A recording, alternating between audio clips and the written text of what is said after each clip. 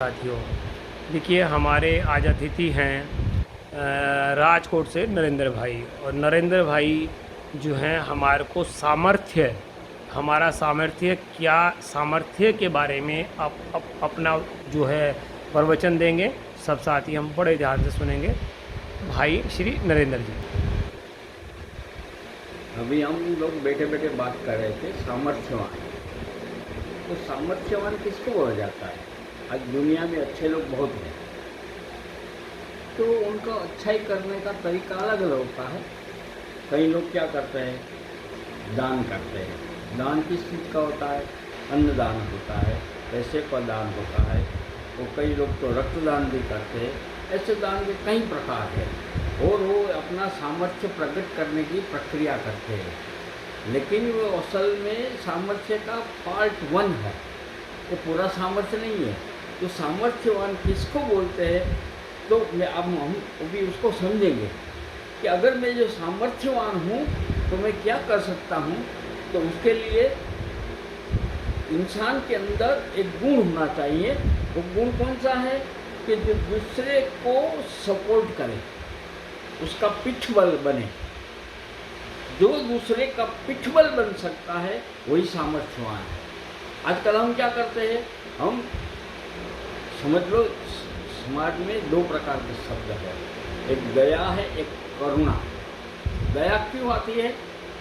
समझ लो कोई गरीब आदमी है तो हमको दया आ जाती है कि गरीब है, लेकिन हमारी करुणा नहीं है। करुणा उसे कहा जाता है कि उसको दारिद्र्य मिटाने के लिए जो हम उसके पीछे लग जाए और उसको ऊपर लाने की प्रक्रिया करें, उसको सामर्थ्य बोलते हैं, इसको सपोर्ट बोलते हैं, इसको पिछबल बोलते हैं। तो सामर्थ्यवान वही है जो दूसरों को सपोर्ट करे और ऊपर लाने की प्रक्रिया करे। ये सिर्फ भौतिक बातों में नहीं होता है, ये भौतिक है, आध्यात्मिक है, अधिभौतिक भी हो सकती है। तीनों बातों में जो सपोर्ट करे वही सामर्थ्यवान है। दूसरी बात होती है जो आश्रय देता है। आजकल क्या लोग हैं कि बाहर से कुछ जो आजकल सबके पास पैसा हो गया है तो धनदान बहुत करते हैं।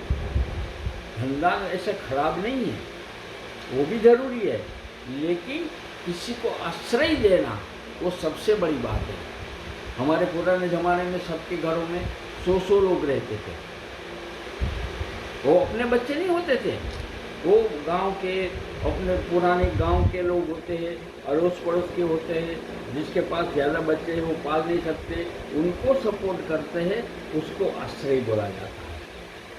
आश्रय करने का मतलब क्या है कि मेरे पास भगवान आपने बहुत कुछ दिया है, धन दौलत है, बुद्धि है, ताकत है, तो मैं अपने ही बच्चों को पालूंगा।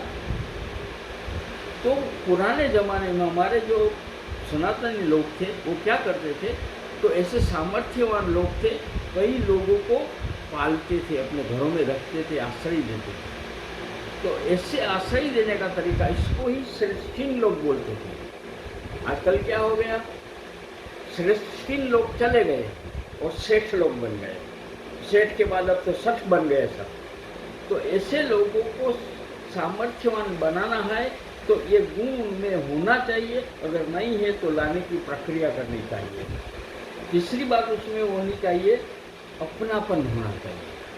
अगर हम दूसरे को दूसरा देखेंगे तो उसको चीटिंग ही करेंगे, उसको ठगेंगे ही ठगेंगे। तो इसमें धर्म की आवश्यकता क्यों आती है सब जगह? क्योंकि मैं आपको ठगूं क्यों नहीं, समझ लो। अगर आप मेरे से दूसरे होंगे तो मैं आपको ठगूंगा। अगर मेरी आत्मा वो आपके अंदर वही आत्मा है, वो समझने की प्रक्रिया अगर मेरे में आ जाएगी तो मेरी ठगने की प्रक्रिया बिल्कुल खत्म हो जाएगी। इसका मतलब उसमें अपनापन देखने का, उसमें ऐश्वर्य देखना का, ईश्वरीय तत्व है। अगर हम इतना ऊपर नहीं जा सकते तो वो हमारा भाई है, भगवान का भेजा हुआ लड़का है, वो भाई है। कोई भी बिरादरी का हो, कोई भी धर्म का हो, कोई भी प्रांत का हो, वो मेरा है। अगर जिसमें मेरापन आ गया, जो मेरापन लाने का जो गुण जिसमें है, वही सामर्थ्यवान है। और चौथी बात समझ लो कि जो दूसरे के सुख दुख में समभागी होते हैं। आज सुख में तो सब मिल जाते हैं। अगर हमारे पास संपत्ति है, सामर्थ्य है और कुछ है तो लोग आ जाते हैं, मक्खे की तरह आ जाते हैं दूसरे को लिए। लेकिन जब दुख आता है तो सब छोड़ के भाग जाते हैं। तो जो सामर्थ्यवान होता है वो क्या उसका गुण है, तो सुख और दुख दोनों में भागीदार हो जाता है। अगर सुख में भागीदार हो गया तो सामने वाले का अहंकार बढ़ेगा नहीं। अगर दुख में भागीदार हो गया तो उसका दुख बढ़ जाएगा। तो ये गुण वाला होता है वो सामर्थ्यवान होता है। और जो सामर्थ्यवान कौन होता है, जिसको पास्ट भुलाने की ताकत होती है। भूतकाल को पोछ डालो, धो डालो, वो सामर्थ्यवान है।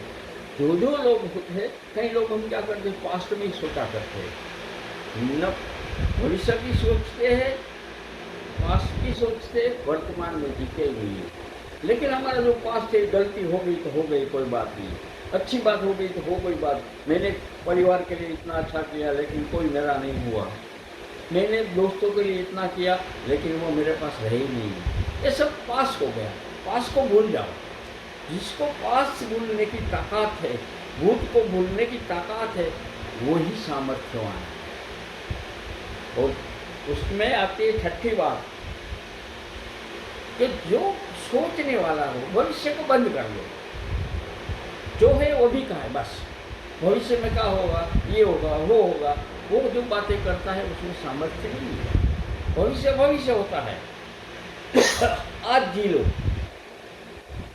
जिसको भविष्य की सोच ही बंद कर दी है, मैं आज वर्तमान में जीता हूँ, वो सामर्थ्यवान है। इसके बाद जो सातवीं बात आती है कि जो वर्तमान को भी मोड़ दे सकता है। समझ लो अभी मेरा वर्तमान सही नहीं चल रहा है, लेकिन मैं इतना सामर्थ्यवान हूँ कि मैं उसको मोड़ सकता हूँ।